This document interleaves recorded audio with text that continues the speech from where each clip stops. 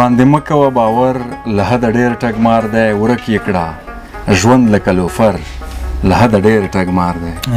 او سړی تېر باسي څومره ژر له حده ډېر ټګمار دی ښکليه دا ستا یو نیم نظر له حده ډېر ټګمار دی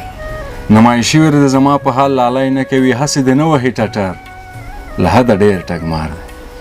د هیله ټلویزیون قدرمنو لیدونکو اورېدونکو سلام او مینه تمه د ښه به وئ جوړ به وئ او د صحت په کلیو کې به نغښتي وئ قدرمنو ملګرو د کابل ښار ته راغلی یو د ښایستونو ښار ته چېرته چې زموږ ګران یار عزت الله ځواب صاحب اوسېږي قدرمنو ځواب صاحب ډېره زبردست شاعري کوي او د پښتو د ادب لپاره یې ډېر زیاته هلې ځلې او کوششونه کړي راځو خوشبختانه به ووایم چې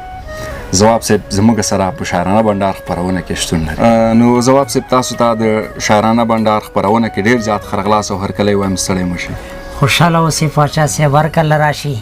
مننه کوم تاسو نه چې دومره زحمت هم ویستو دومره مزل هم وکړه او ما ته مو ځان راورسو هرکله راشئ بس دا زما شعرونه هغه د چا خبره تور توتان او له تاسې قربان ډېر زیاته مننه ځواب صاحب زموږ خو دغه وړوکی شانتې پروګرام دی نو ها مسافر او وطنوال ملګري مو په هغه شیشه باندې ویني راځو په لومړیو کې یو غزل درڅخه اورو بیا به مخکې ځو غزل نو تا خو یو غزل وویلو مخکې څو بیا ته خو دې وویلې نو همدې ته ورته یو شعر درته زه وایم ارشاد درڅخه اوري چې ګټې ته چل دی داسې کیسې دي ګټې ته چل دی داسې کیسې دي ګټې ته چل دی داسې کیسې دي هر سړی غل دی داسې کیسې دي او ته راته راشې زه درته درشم ته راته راشې زه درته درشم کار د بدل دی داسې کیسې دي او رقیب دښمن دی جانان خطا شو رقیب دښمن دی جانان خطا شو رقیب دښمن دی جانان خطا شو ورسره مل دی داسې کیسې دي زبردست کشر په خپل ځای د قدر وړ دی مشر اول دی داسې کیسې دي ډېر زبردست دی چې پلار یې سپی وي زوی کوکری شي هماغه پل دی داسې کیسې دي زبردست دی ځواب صاحب دا بیا اورو چې پلار یې سپی وي زوی کوکری شي هماغه پل دی داسې کیسې دي خره پکې خره دي غویان غویان دي خره پکې خره دي غویان غویان دي درز غوبل دی داسې کیسې دي زبردست دی او زه لیونی یم ما زړه بیللی زه لیونی یم زه لیونی یم ما زړه بیللی ستا په اوربل دی داسې کیسې دي زبردست دی او ته سترګې تورې او شونډې سرې کا زما اجل دی داسې کیسې دي دمه مو وکړه اوس روانېږو دمه مو وکړه اوس روانېږو لا ډېر مزل دی داسې کیسې دي زبردست دی او ویلې ځوابه ته چا شاعر کړي ویلې ځوابه ته چا شاعر کړي دا نو غزل دی داسې کیسې دي زبردست ځواب صاحب ډېر عالي و غزل مو درڅخه واورېدو ډېر زبردست و ډېر عالي نور قضاوت به یې لیدونکو ته پرېږدو ځواب صاحب موږ خو د سیریب نوم سره اشنا یو که بیا هم په خپله لیدونکو ته ځان ور معرفي کوي ډېره مهرباني عزت الله ځواب نومېږم د ننګرهار ولایت روداتو روغانو کې زیږېدلی یم او تقریبا 40 نه مې عمر پورته کېږي او ننګرهار پوهنتون انجینرۍ پوهنځی مې ویلی لیسه مې په ننګرهار کې ویلی د ننګرهار علي لیسې نه فارغ یم اوس داسې میاشت 2 کېږي چې کابل ته مې دا کتابخانه را انتقال کړې ده په ننګرهار کې مازدیګر کتاب پلورځی چې و دا زما بنډارځی و او هغه ځینه اوس دلته کابل ته د مینهیار مارکیټ ته کوټه سنګي ته راغلي وو نو مینه مجله زما تشخص یو پیژنګلو ده چې مینه مجله په لومړي ځل ما په ننګرهار کې پیل کړې و هغه تر 15 ګڼې پورې چاپ شوې ده او هغه خوست ته نورو ولایتونو ته کندهار ته میدان وردګو ته کونړ او ننګرهار او لغمان او دې ځایونو ته خو هلته ډېر یو وخت کې چې د ټولنیزې رسنۍ نه وي دا فیسبوک او دا شیان نه و انټرنیټ دومره عام نه و نو چاپي خپرونو ډېر بازار لرلو او مینې مجلې چې دی د افغانستان د ژورنالیزم په ډګر کې خپل ارزښت او ځای ساتلی دی ځواب صاحب ډېر وخت هم کېږي چې تاسو د شعر میدان ته راغلي یئ نو که د چاپ شوو او ناچاپ شوو اثارو په هکله لیدونکو ته لږ معلومات ورکړي. د شعرونو کتابونه مې 4 چاپ شوي دي. ماشاءالله. لومړی کتاب دلته هر ګل د وینو رنګ اخیستی ده په 2004 کې چاپ شوی. بیا ورپسې 3-4 کاله وروسته دویم کتاب مونږ به لیوني نه یو هغه چاپ شوی. بیا همداسې یو 15 کاله بعد نو بیا بل کتاب چاپ شوی دی ګوته کې غمې. او اوس د وروستیو کې چې زما کوم د شعرونو کتاب چې دا شعر مې هم تاسو ته وویلو تنې دا شرنګ نومیږي. دا زما 4م د شعرونو کتاب دی شرنګ. دا چاپ شوی دی مازیګر کتاب لورزی چاپ کړی دی. زه به تاسو ته بیا یو دانه ډالۍ هم کومه. او دې کې زما دا وروستۍ غزلې راغلي دي. میون شینواري پې سریزه لیکلې ده او هغه زما ملګری دی کشر هلک دی خو ډېر تکړه دی ځوان دی په ادبیاتو کې ماسټري لري نو هغې پې سریزه لیکلې ده. زما شعرونه یې ارزولي دي او یو را روان کتاب مې د شعرونو چې دی هغه هم کار لاندې دی چاپېږي. د هغې نوم دی کلي ته بیا راغلمه. نو کلي ته بیا راغلمه هغه کتاب به چاپ شي. د خیر مننه ډېر زیاته مننه. ځواب صاحب کوم سبک کې مو زیات کار کړی دی؟ زه غزل ډېر لیکم. مخکې مې نظمونه لیکل دي مشاعرو ته به مې لیکل. مخکې نه به مې ورته سوژه پیدا کوله لکه د مقالې یا کیسې یا د ګزارش غوندې او هغې باندې به مې فکر کو او هغې کې به مې شعر لیکو. خو غزل چې دی زما د شعر کې د خوښې فورم چې دی غزل دی او زه پکې خپله ځان ډېر راحت احساسوم. هغه څه چې زه ویل غواړم په غزل کې ښه ویلی شم. کله کله یو نیم آزاد شعر هم لیکم. ځواب صاحب که پخوانی شاعري مطلب 3 یا 4 کاله پخوا غزل مو اوس ویلی نو کوم تغیرات به هم پکې راوړل؟ یاره د وخت همغه د کوم وخت شعر چې همغه وخت کې خوند کوي کیدای شي ځینې شعرونه بیا خلک ولولي او خوند ورکړي خو داسې نه کېږي. یعنی ما چې شعر لیکلی دی ما داسې هم کړي دي چې مستقیما مې شعر هغه فیسبوک کې همغه کې لیکلی دی هېڅ یې ډیټ کړی مې نه دی. او یو وخت داسې و چې ما شعرونه نوي شروع کړي وو نو هغې وخت کې به ما شعر کاغذ کې لیکه بیا به مې کاغذ نه کتابچې ته رسو که نه او بیا به هغې نه وروسته چې کمپیوټر راغی بیا به مې کمپیوټر ته رسو. اوس یې مستقیما همغه کمپیوټر کې لیکم او داسې دا د نن شعر کې سبا ته نه ګوتې والی شي نه ځکه د هر شعر خیال بیلي د هغې هغه الهام چې ورته وایي شاعران هغه حالت یې بیلي. نو داسې نه کېږي چې ته سږ یو شعر ولیکې او کال لا هغه راوالې هغې کې ایډیټ وکړي. دا یعنی کیسه کې دا امکان لري خو شعر کې نه کېږي. ځواب صاحب شعر الهام دی الهي ورکړه ده او که ذهني ځواک دی؟ ذهني ځواک به وي څه نه څه. یعنی که سړی مطالعه وکړي او خواري وکړي کولی شي چې په هغه تخنیک زده کړي او شعر ولیکي خو هغه الهام چې چا سره وي نو د هغه شعر به بیا ډېر خوندور وي. مننه. ځواب صاحب نوي شاعرانو لپاره څه پیغام لري؟ یعنې دوی څنګه کولی شي چې ښه شاعري وکړي او شعر یې پر خلکو اغېزه وکړي؟ د پاچا صاحب چې شعر خو چې دی دا د درد او د اواز دی دا خو چې یو سړی هنرمند کېږي یا شاعر کېږي یا انځورګر کېږي یا نقاش کېږي که نه یا سندرغاړی کېږي نو دا چې شوق او علاقه خو دا باید وي. شوق او علاقې تر څنګ چې درد نه یې حس کړی هغه د بل چا د درد نه نشي خبرېدی. موږ چې دا چغې وو چې دا زمونږ د چارواکي واک دی هغه خلکو ته ورکړ شي چې هغه دلته په دې وطن کې اوسیږي دلته موږ او تاسو سره دا دردونه غمونه دا شپې دلته یو ځای تېرې کړي دوی زمونږ د درد نه کم از کم کېدای شي خبر شي کنې اوس د دوی په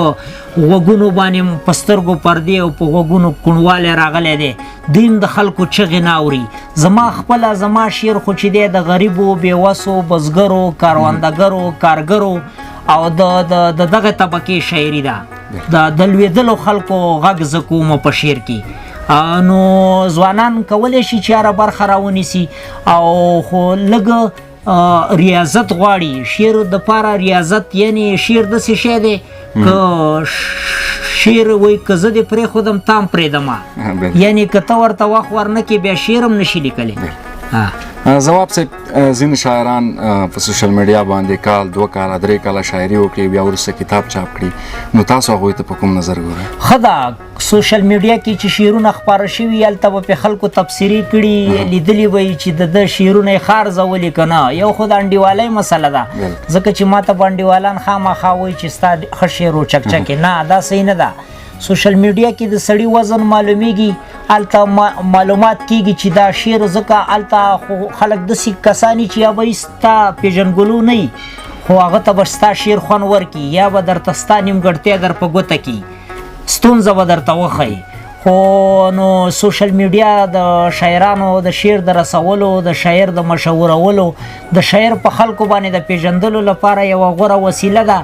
چې د دې له لارې شاعران انتخاب کړي بیا د هماغه شاعرانو چې کومې خوښېږي د همغو کتابونه واخلي مننه ځواب صاحب ډېر زیاته مننه خبرې خو مو بلا خوږې دي نو خبرې د ټولې په ګل بدلې نو زړه خو مې غواړي چې نور هم خبرې در سره وکړم خو دا چې د خپرونې وخت ته ګورو نو مخ په خلاصېدو دی نو ځواب صاحب په دې وروستیو کې یو څو غزل در څخه اورو غزل به درته ووایم چې ملګرو وخت د ننګ راورسېده ملګرو وخت د ننګ راورسېده ملګرو وخت د ننګ راورسېده د کلي سر ته جنګ راورسېده واه او له غنم رنګو سره مینه لرم له غنم رنګو سره مینه لرم ګوره که تور لونګ راورسېده زبردست دی واه ما په مانځه کې موسیقي واورېده ستا د بنګړیو شرنګ راورسېده زبردست دی واه ځواب صاحب دا ما په مانځه کې موسیقي واورېده ستا د بنګړیو شرنګ راورسېده په خپل جانانې بې باوره کړمه په خپل جانانې بې باوره کړمه خبرونه رنګ په رنګ راورسېده زبردست دی او خوښه دې نه ده مېلمه کېږي مې نه خوښه دې نه ده مېلمه کېږي مې نه ښایسته د عذرې بنګ راورسېده واه واه واه او د ښار له ښکلو نه کلنګ غواړي د ښار له ښکلو نه کلنګ غواړي دا د ځواب ملنګ راورسېده زبردست دی ځواب صاحب واه درده ته وتلی له زغمه نوره نه کېږي درد ته وتلی له زغمه نوره نه کېږي چغې به آخر وهمه غمه نوره نه کېږي اوس پکې زما هغه ساده ملګري نشته دی اوس پکې زما هغه ساده ملګري نشته دی اوس زما په دې کلي کې دمه نوره نه کېږي لږ ورسره یخه چوم لږې به اوبه کمه لږ ورسره یخه چوم لږې به اوبه کمه زهر د شرابو غوندې څښمه نوره نه کېږي زبردست دی او ته د بادارانو خوی کوه او زه مزدور یمه ته د بادارانو خوی کوه او زه مزدور یمه مینه خو زما او ستا صنمه نوره نه کېږي های های